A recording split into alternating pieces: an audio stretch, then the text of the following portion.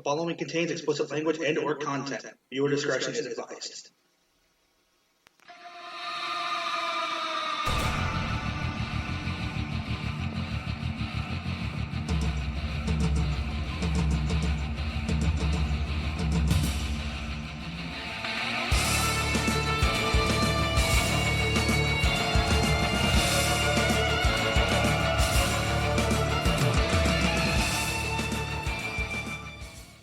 What is up, ladies and gentlemen? It is BJ from the BJ Experience Podcast, back to you again for the first time, and I have been severely slacking once more. Merry Christmas to everybody. This is a very special holiday episode of the BJ Experience Podcast. Now this episode I was hoping to do with Frenchie, but Frenchie's having, his own personal life, so I'm going to let him, do that. And eventually Frenchie will be back, and we will be bringing back the BJ Experience Podcast in full force, and we're going to kick some fucking ass. Well, today's episode isn't about kicking ass. Today's episode, actually, I want to start things off. I had this discussion with Frenchie actually a couple days ago, about a week ago. So, kids love Christmas movies. Kids love the message that Christmas movies send. The magic of Santa Claus, the spirit of the holidays, all that good fancy shit. So, I was watching TV with my mom, and she loves Christmas specials just as much as the kids do, and Rudolph was on. I believe it was Rudolph's Shiny New Year. This episode we're going to go with the baby with the big ass ears, and they got to go save New Year's or the world ends. I don't know the whole story. So, the topic came up with Rudolph.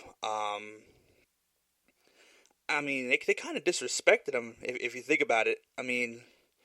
Not in Rudolph's Shiny New Year. I'll get to that one.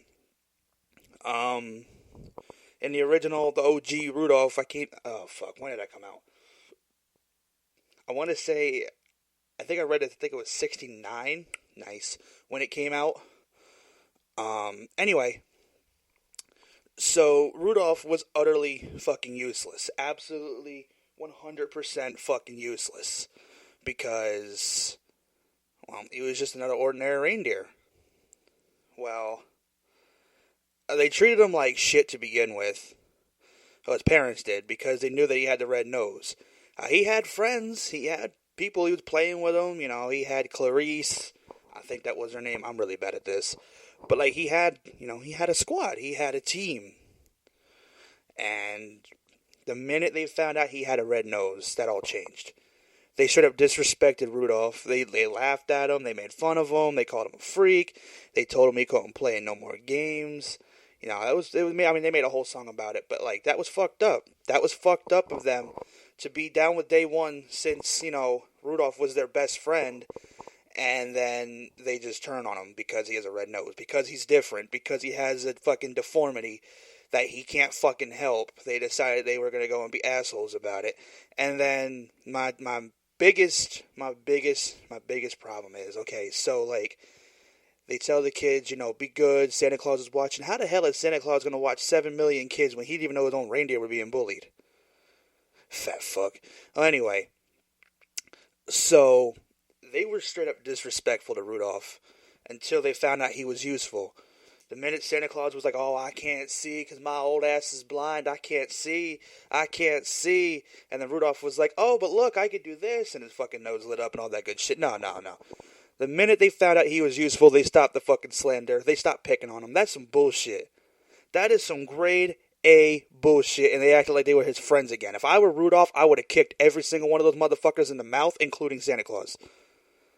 I would have kicked every single one of those motherfuckers in the mouth for disrespecting him the way they did.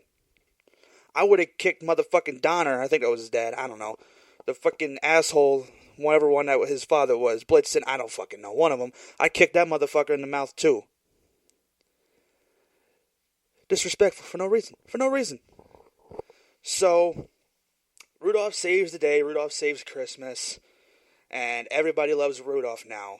They said then all the reindeer loved him. Yeah, because they found out he had a fucking purpose, they found out he was fucking useful, and then they used him. which is pretty fucked up. After they made fun of him, after they treated him like shit, after they tortured him, made the fucking poor thing cry. They done fucking berated him until, he was on the verge of tears.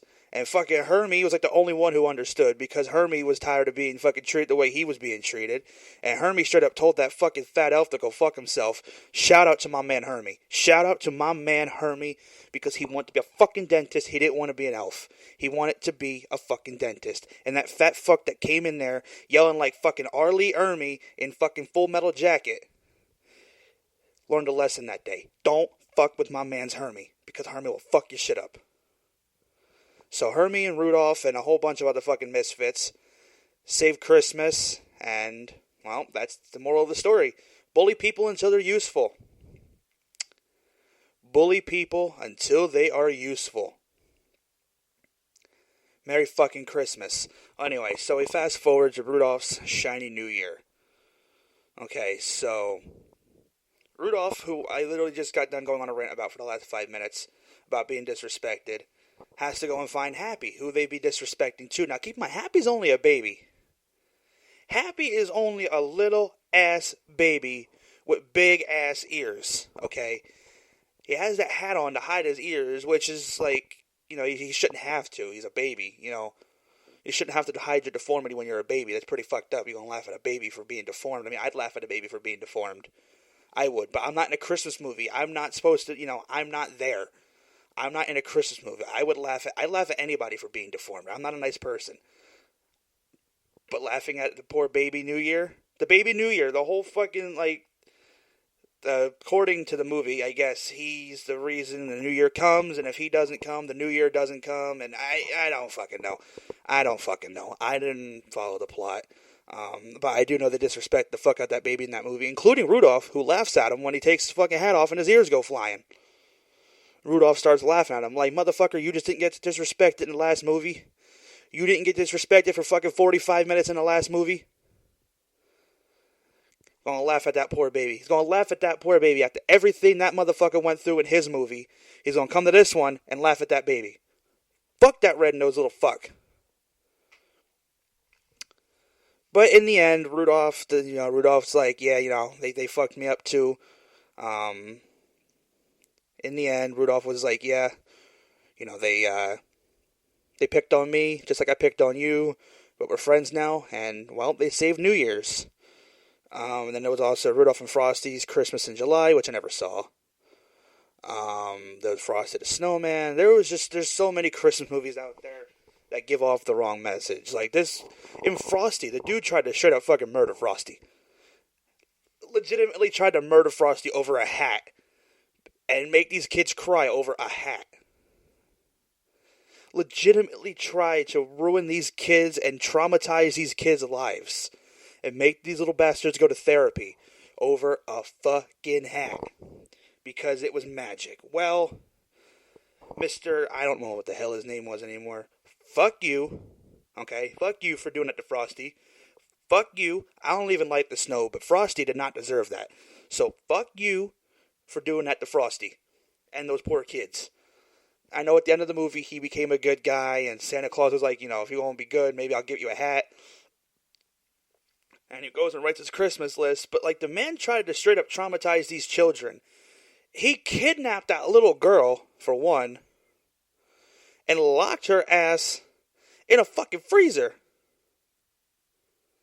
He kidnapped that little girl.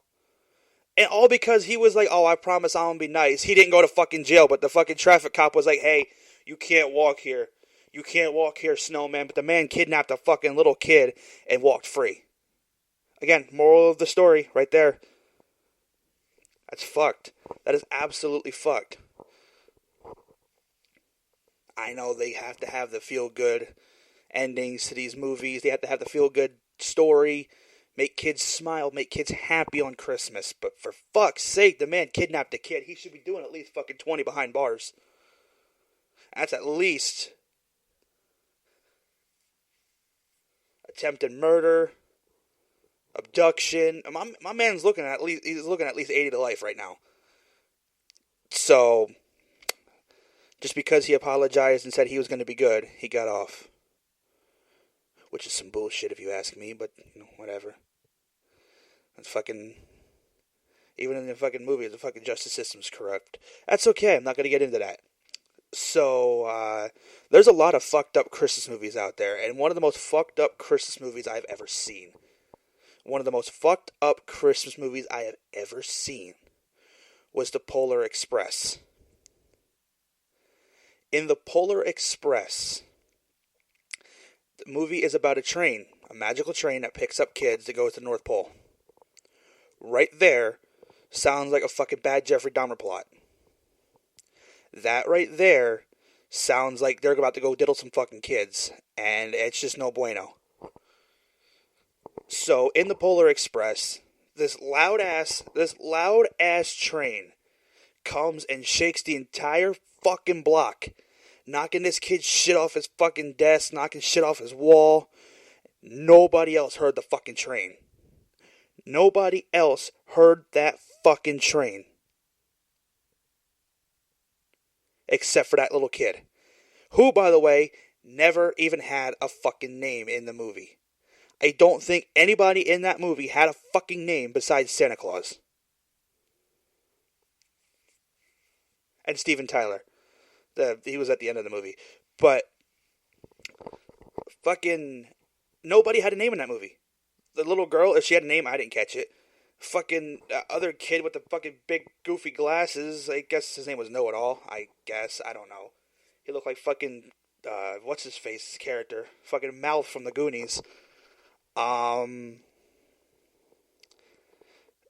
Billy, was that little kid's name? I think he's the only one that actually had a fucking name, the little homeless kid. Who, by the way, let me tell you something. That kid deserved the first gift of Christmas. That kid had fucking nothing. That kid had fucking nothing. He literally came to the North Pole dressed in a fucking sack. And Santa was like, you know what, you're not going to get the first gift. You are. And you didn't even believe in me a second ago. Like, what the fuck? And everybody was like, oh, well, the kid got on the train because he didn't believe in Santa Claus. Okay, but that's not true, because everybody else on the train believed in Santa Claus and the elves and all that shit, so how did that train not wake up that kid's fucking parents, which you never see in the movie, all you see is their fucking feet? How that train did not wake up his sister, I don't know. Towards the end of the movie, though, after all the fuckery happens at the North Pole, the kids almost die multiple times. It's time for the big, Santa Claus is going to come out and sit in his sleigh. He's going to give up the first gift of Christmas. Well, Santa Claus opens the door, and this sumbitch is fucking like 8.5 feet tall. Skinny as shit. Santa Claus is not 8.5 feet tall and skinny as shit. Santa is a fat fuck, like me. Santa is a fat fuck, and he is not 8.5 feet tall. Okay, so that's besides the point. And then the elves acted like complete assholes in this movie. They acted like complete fucking assholes in this movie, the entire movie. Especially at the end. They see Santa Claus every fucking day. They literally see the man every fucking day. They work for that man every fucking day. And they all started climbing on each other's shoulders and fucking singing Santa Claus is coming to town. Like, they don't see the motherfucker. Like, they're blocking the kids' view. The kids were trying to see Santa Claus. And these stupid fucking elves are stacking on top of each other, because they're only like fucking 3 feet tall each. Fucking stacking on top of each other like a bunch of fucking jack-offs. And blocked the kids' views. All the kids were struggling to see Santa Claus. So, eventually Santa Claus gets in his sleigh. And he says, the first gift of Christmas, who wants it? And, the kids are like, me. And Santa Claus picks the fucking rich white kid. Shocker. Fucking shocking. So, the kid who didn't believe in Santa Claus at the beginning of the movie, I guess, the moral of the story, always believe, because that fucking whatever the fuck his name is, Josh Groban, that fucking song plays at the end. That song plays throughout the entire fucking movie, by the way. It starts at the opening fucking credits and ends at the end credits. It just fucking goes and just doesn't fucking stop. It just does not fucking stop. It's like Mariah Carey on fucking steroids beating you with a hammer. So, Santa Claus picks the kid with no fucking name. Shocking. He picks the main character again, who's a rich white kid. You know, whatever. That's not the point. So, Santa gives him the first gift of Christmas, and the kid gets the bell. The bell that fell off of Santa's one of the reindeer? Fell off the sleigh? Fell off Santa's ass? I don't know. It fell somewhere. And the kid wants the bell for Christmas. So Santa Claus gives him the bell. And then the dumb fuck drops it because he has a hole in his pocket. Granted, he gets it back. Santa does give it back to him. Santa wraps it up and puts it in the tree for him the next morning. But the thing is, like, that homeless kid, I mean, I get it. I get it. After the movie, the homeless kid, you know, towards the end when they come home, the homeless kid, he has a beautiful fucking house, a beautiful fucking tree. You know, his house does not look like it's a fucking meth house anymore. It doesn't look like it's in shambles. He has a legit house. He has a tree, and that's great and all. That's great and all. That's like my favorite part of the movie because that little fucker deserved it. But the fact that that kid didn't get the first gift of Christmas and the little fucking sumbitch who didn't even believe in Santa Claus did, yeah, kind of pissed me off a little bit. I feel as if Billy deserved it a hell of a lot more. He even broke out into song. I don't think the little motherfucker with the blue coat sings once in the movie. Billy broke out into song twice. So, you know, I get it. The story has to have a happy ending. The story has to have a big, you know, moral of the story. And the moral of the story for this one is always believe and you'll get what you want. Well, I believe I saw some fuckery. I believe I saw some bullshit. And I believe I never want to see that movie again. And that's about going to wrap up the Polar Express. Thank fucking God. So, another movie I thought was fucked up. Now, I've never seen the full movie. I do know Michael Keaton plays in it, Jack Frost. Not the horror one with the fucking scary-ass snowman on the cover that traumatized me when I was like 5. Jack Frost, the fucking, well, it's a scary snowman on the cover of that one too. It's fucking CGI and robot, it's fucking creepy. Well, anyway, so Michael Keaton straight up fucking dies in Jack Frost. Well, it comes back as a fucking snowman to come see his kids. Like, the man straight up fucking dies and comes back as a snowman. Could have possessed any kind of fucking vessel, and he possesses a fucking snowman.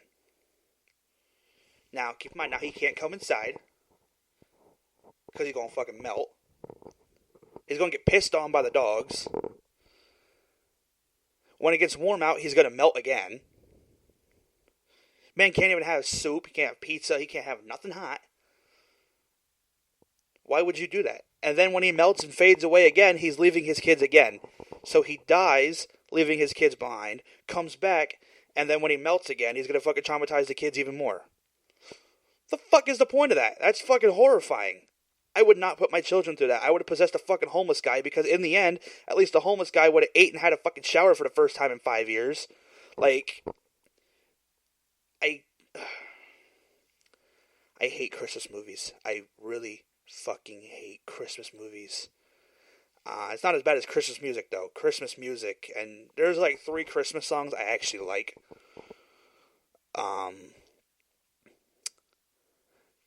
And I am tired of hearing all of them. I heard yesterday on the radio, now keep in mind, my local Walmart is about a 20-minute drive from my house. I heard 4 fucking versions of Rocking Around the Christmas Tree on 3 different stations. Yeah. That song gets beat into your fucking brain. Holly Jolly Christmas. Burl Ives. R.I.P. to a real one. Burl Ives is the shit. But that song is played so fucking much. There are literally hundreds of thousands of fucking Christmas songs out there. And they play the same 3 every year. Well, I mean, it's more than 3, but still. Fucking Andy Williams, Most Wonderful Time of the Year, even though it's not. Dean Martin's Let It Snow, Let It Snow, Let It Snow, and it better fucking not, because we got like fucking 3 feet of snow outside and I don't fucking like it. Brenda Lee with Rockin' Around a Christmas Tree. Everybody's favorite, Mariah Carey's All I Want for Christmas. Because if you don't fucking hear that song at Christmas time, it's not Christmas time. So, there's that. Wham! Last Christmas. And the fucking awful, shitty covers that have come out since. Again, R.I.P. George Michael, another real one. Jose Feliciano, who I found out is like fucking 75 years old. Yesterday, I didn't know that man was that fucking old. That man made fucking bank on that song. Because, like, I get it, he's Puerto Rican, and he's not, he doesn't sing for American audiences, he sings for his audience. But now, with fucking Feliz Navidad, that motherfucker's sitting pretty. That one song made him a fuck ton of money, and that man is sitting pretty for the rest of his life. Because of that song. The man made one fucking song. He sings one whole ass line in English. And that's it. American audiences were like, oh fuck, this is it. This is an absolute fucking banger. This is what we're doing. This is our favorite Christmas song ever. And the man is just making a fuck ton of money off of one song. So good on him. Good on Jose Feliciano. I believe his birthday was back in October. So happy belated birthday to him. And yeah, that about covers it with the Christmas music. There's not very many more movies I want to talk about besides one. And it's probably my favorite Christmas special ever. And if you're thinking what I think you're thinking right with me. So, Charlie Brown Christmas Special. Absolutely God tier. God fucking tier Christmas specials. Okay, Charlie Brown's Christmas Special is literally my favorite Christmas special ever. There's 3 fucking Christmas specials that I can watch on Christmas and not get tired of. It is Road to the North Pole from Family Guy. That's number 3. Number 2. I have a couple that would actually put it number 2. You know what? For number 2, I'll go with Rudolph. I'll go with Rudolph, because as much as I fucking despise the way they treated that little bastard, my mom likes it, the kids like it. So I'll go with Rudolph. I'll put Rudolph number 2. And number 1 is the Charlie Brown Christmas Special. Absolutely, like I said before, God fucking tier. Yeah, fucking Snoopy going up in his fucking thing to fight the Red Baron. Snoopy making his fucking doghouse look like $1 million and winning number 1 dog prize competition. Doghouse, I don't know, whatever he won. And the fact that they straight up, again, this is where it goes back to the whole fucking bully people until they're useful thing. They straight up disrespected the fuck out of Charlie Brown and that tree. All because Charlie Brown didn't want a big commercialized tin tree because the tin trees look like fucking shit. He wanted a tree. He wanted a real tree. And he wanted that tree to exonify, I think I used that word right, the true meaning of Christmas. The true meaning of Christmas is the fact that no matter how big or no matter how small, you have your friends, you have your family, you have your people around you that celebrate with you, that love you, that care for you, and that's all that matters. And nobody in that school besides Charlie Brown and Linus understood that because everybody else wanted to be an asshole. Everybody else in that fucking school wanted to be an asshole to Charlie Brown because he got that little ass tree. And then, after they straight up disrespected him, pissed him off, and made him cry and walk away, then they were like, oh, well, you know what, it's not that bad. Why didn't you say that 5 minutes ago before you fucking berated him and called him a fucking blockhead, you fucking fat bitch? Like, I bet right now if Lucy was a real person, she'd be a fat fucking bitch in the trailer park smoking menthols. While her fucking husband's waiting to come home to beat her. I know it ain't that fucking deep, but I just made it that fucking deep. Fuck that bitch. So, anyway, straight up disrespected my man Charlie Brown. And then we're like, oh, well, you know what? It's not a bad tree. You know what? Let's just give it some love and care, and we'll make it a good, we'll make it look nice.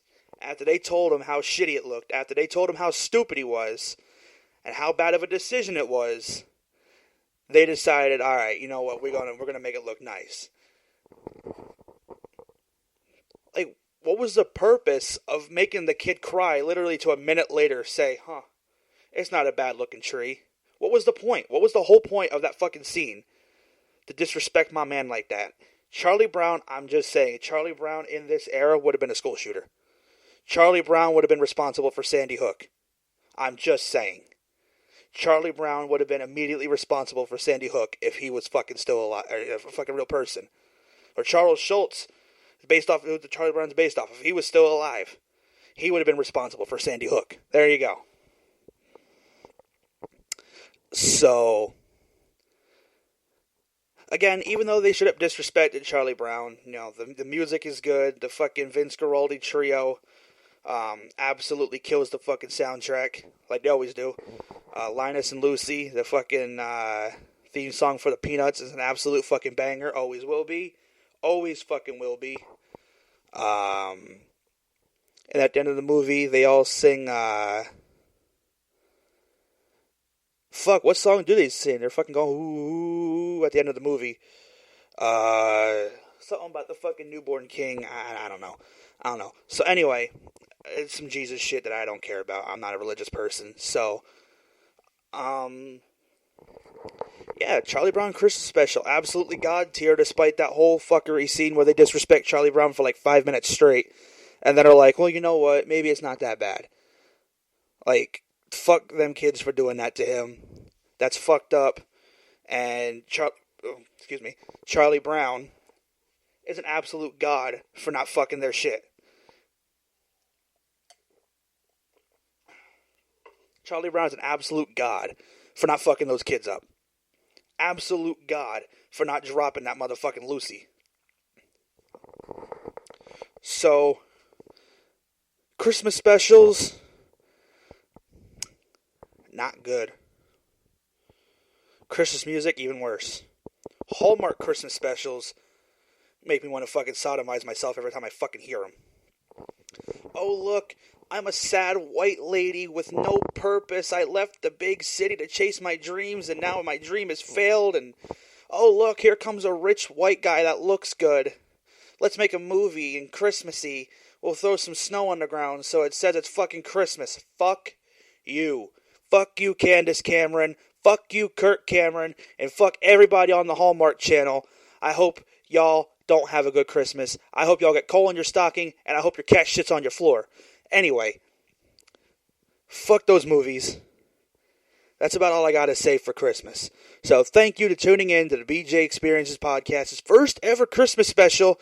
And make sure to leave your thoughts, or don't, because I won't read them anyway, because I just don't give a shit about your opinions. So, thank you for tuning in. This is the BJ Experience Podcast. BJ, out.